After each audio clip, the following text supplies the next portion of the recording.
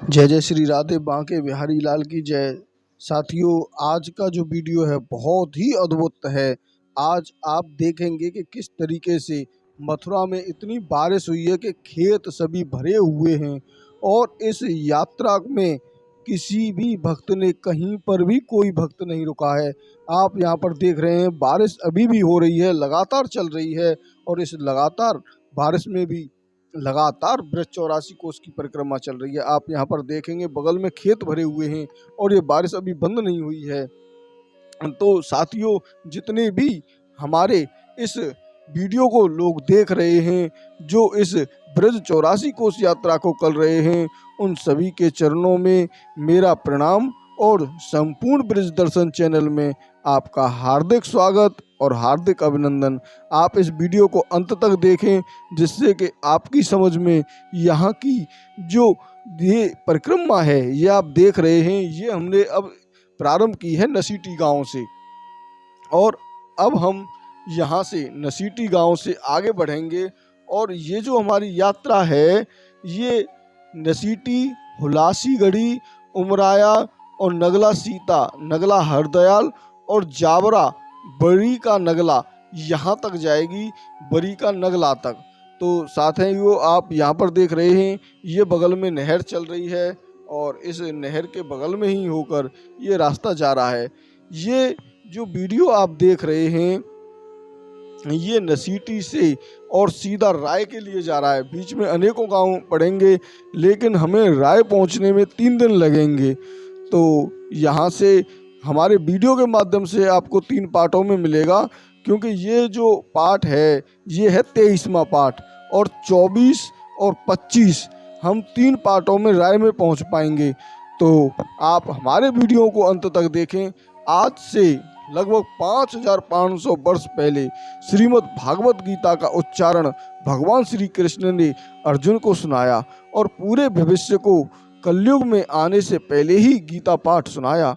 आज ऐसा समय आ गया है कि लोग इस गीता की बातों को नहीं सुनते हैं, गीता को पढ़ते नहीं हैं। पता नहीं कैसा उनको डर लगता है कि हम सन्यासी हो जाएंगे, गीता पढ़ ली तो हम जो है बैरागी हो जाएंगे। अरे भैया, ऐसा कुछ नहीं है। आप एक बार इस ज्ञान को लो तो सही। इसमें कितनी ज़िंदगी जीने की, इस ज़िंदगी में हम क्या कर सकते हैं, ऐसी ऐसी चीज़ें इस भगवत गीता में मिलती हैं। तो जो हम आज आपको यहाँ पर दर्शन करा रहे हैं, यात्रियों के दर्शन करा रहे हैं, ये बहुत ही दुर्लभ दर्शन हैं। ऐसे दर्शन मिलना बहुत ही मुश्किल है, क्योंकि ऐसे दर्शन केवल संपूर्ण ब्रज दर्शन ही आपको करा रहा है। ये देखिए, यहाँ पर जितने भी यात्रीगण हैं, किसी ने छाता ले रखा है, किसी ने कुछ ले रखा है, किसी ने जो है रेन कोट पहन रखे हैं।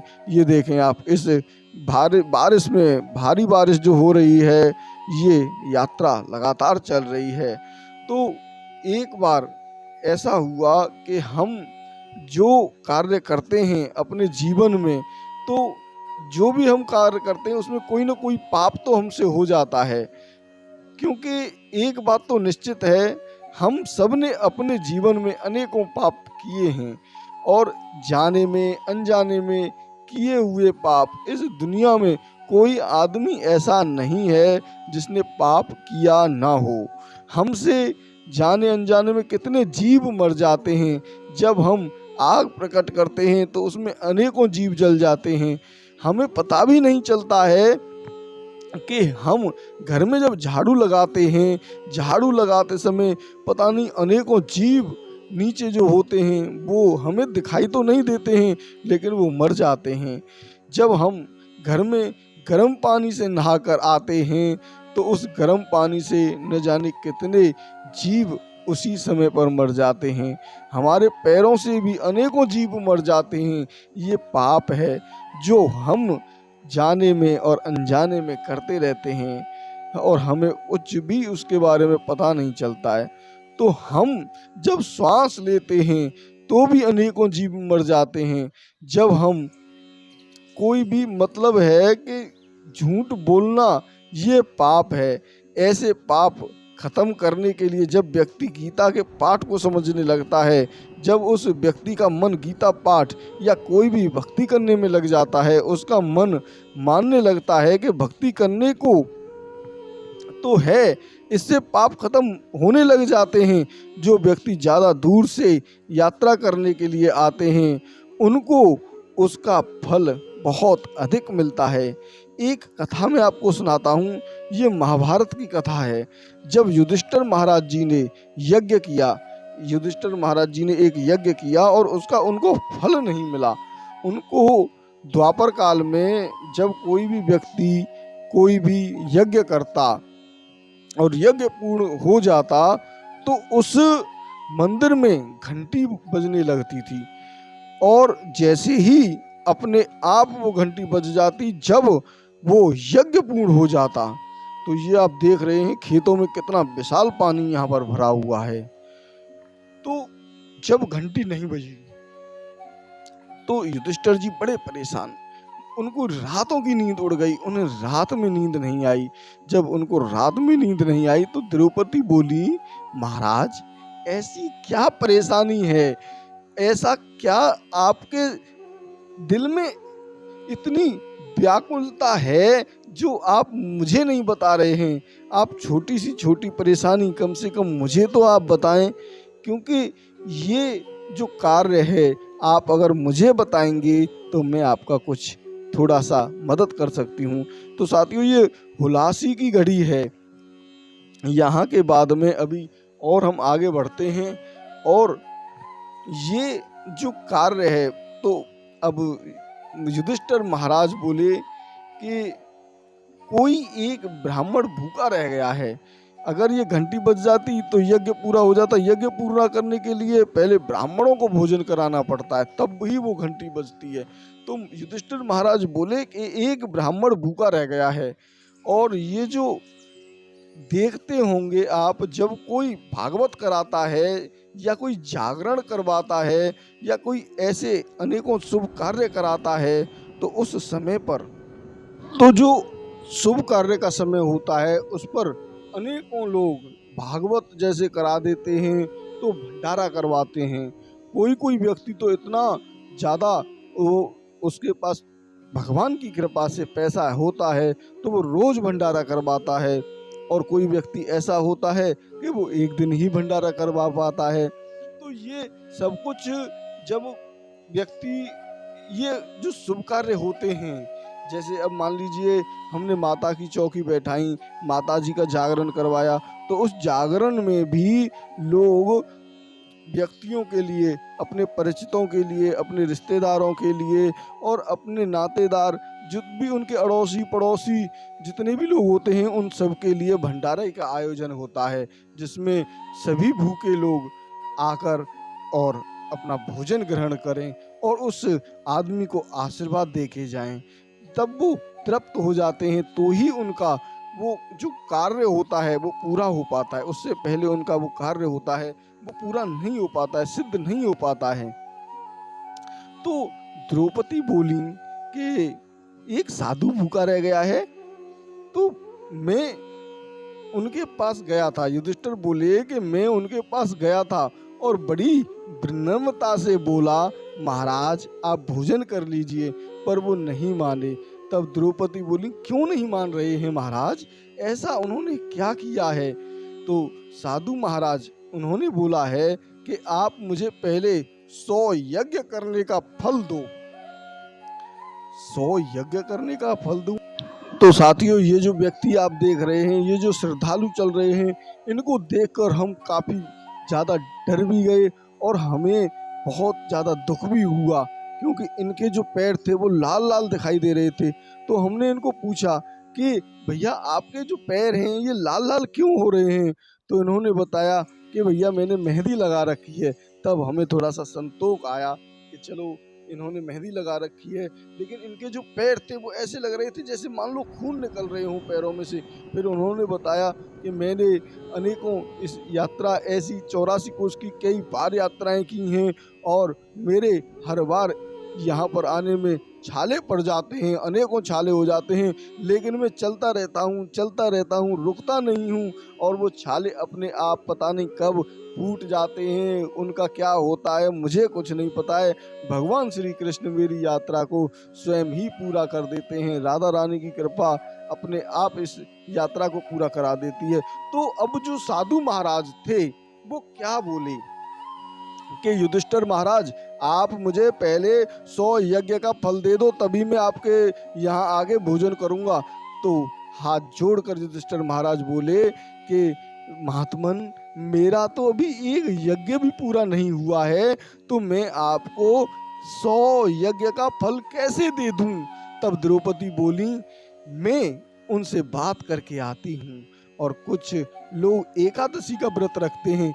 आज का जो दिन है, पावन दिन एकादशी का ही है, तो वो भी निर्जला और वो लोग क्रोधित जल्दी हो जाते हैं।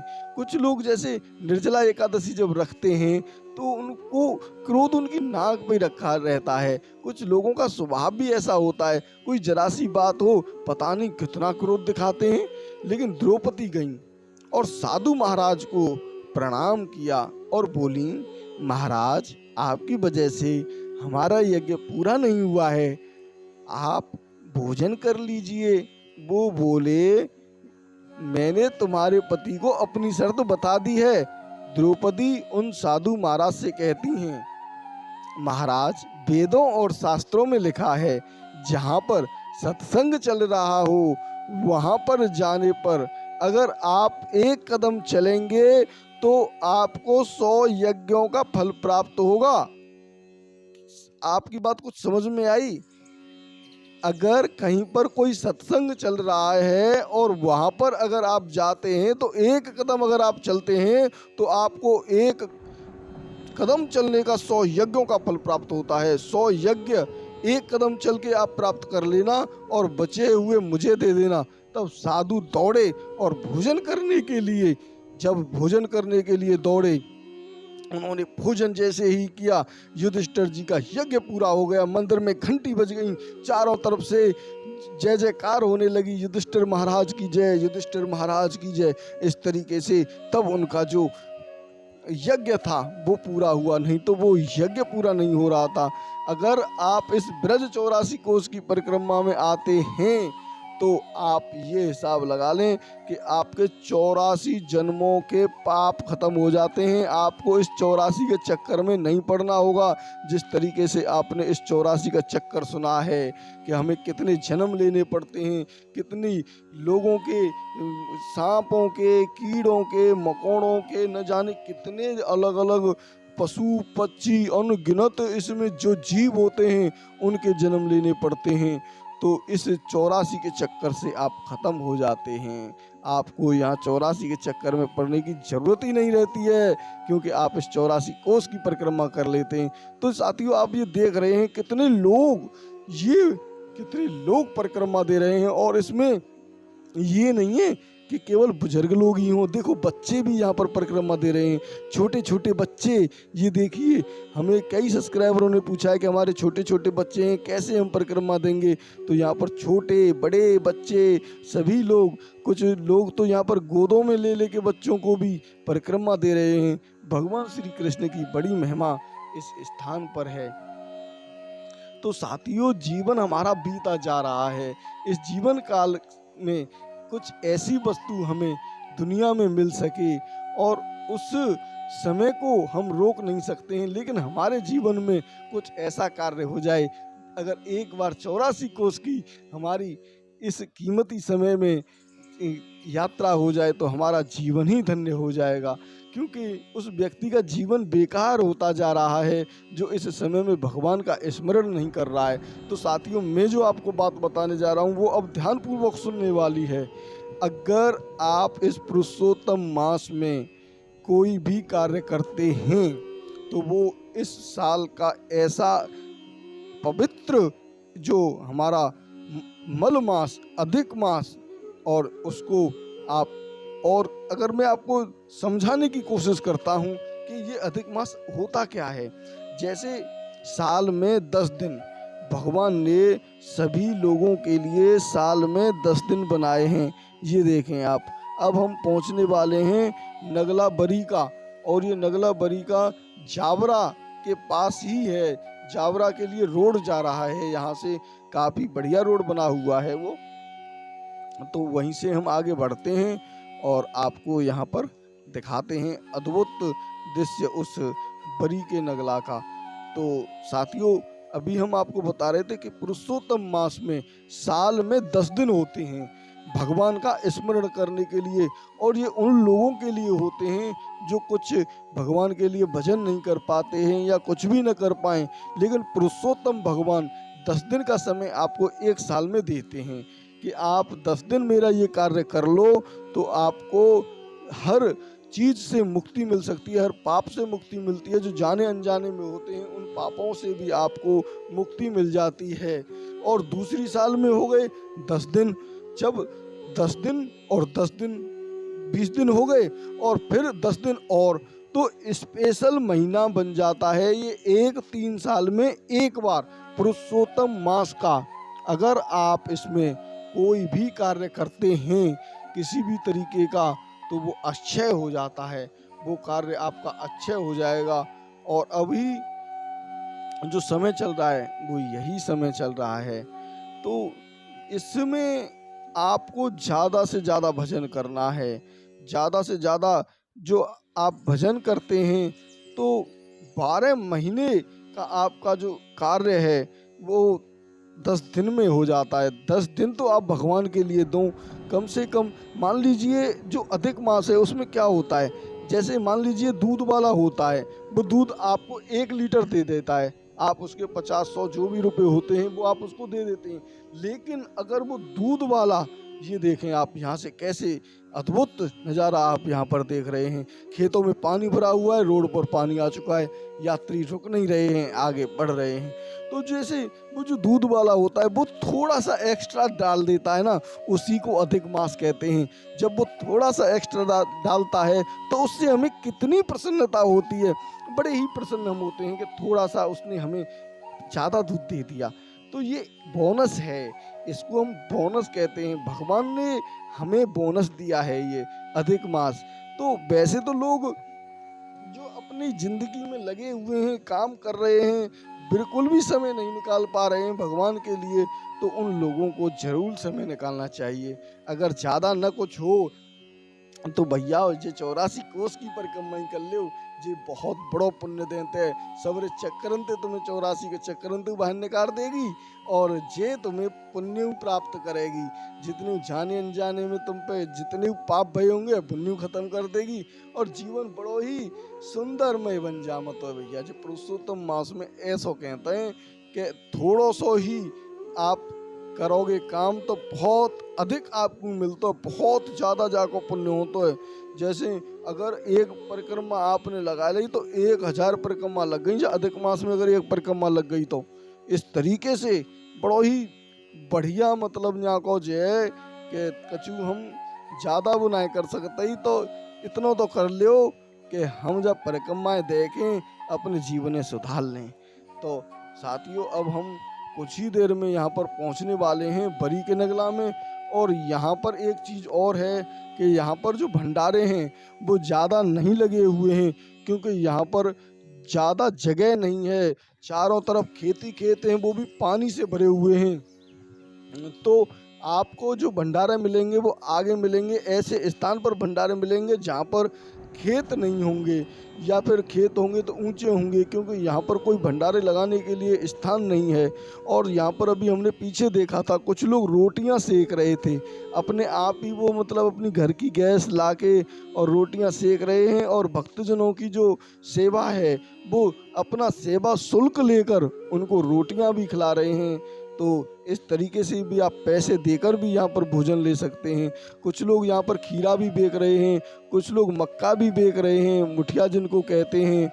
तो इस तरीके की आप सेवा यहाँ इन ब्रजवासीगणों से ले सकते हैं। लेकिन ये जो उनकी सुविधा है वो निःशुल्क नहीं है, वो भंडारे नहीं है, भंडारे भी चल रहे हैं, आगे मिलेंगे हमें भंडारे भी। अनेकों अनेक भक्त आते हैं। अगर कोई भक्त ऐसा हो जो इन ब्रज वासियों की तरह सेवा करना चाहता हो तो वो भी यहाँ पर आके इन श्रद्धालुओं की सेवा कर सकता है और उनका भी अक्षय पुण्य होता है। तो ये आप देख रहे हैं यहाँ पर ये जो गाड़ियाँ चल रही हैं ये कितना भक्तों को परेशान करती हैं। बड़ा ही दुख होता है इन भक्तों को कि जब ये खुल के चलते हैं तो यहाँ पर ये जो गाड़ियाँ होती हैं ये ब्रज 84 कोस की परिक्रमा लगा रही होती हैं। इस रोड पर जगह आदमियों के चलने के लिए तो है नहीं है और ये गाड़ियाँ चलती हैं तो बड़ा ही दुख होता है। हमें अपनी छोटी सी स्कूटी निकालने में सबको राधे राधे बोलकर आवाज़ दे देकर राधे राधे बोलकर आगे निकलता है। और ये गाड़ी वाले आते हैं इतना जोर का हॉर्न देते हैं कि कान भी सुन्न पड़ जाएं। बेचारे यात्रीगण पहले तो इतनी लंबी यात्रा करते हैं फिर इन हॉर्नों की आवाज़ सुन के उनका दिमाग बहुत ज़्यादा डिस्टरबेंस हो जाता है। भगवान में जो नाम लेते हैं उसमें परेशानी हो जाती है। तो आपने ये हमारा वीडियो देखा, अंत तक देखा, उसके लिए बहुत बहुत धन्यवाद। बांके बिहारी लाल की जय।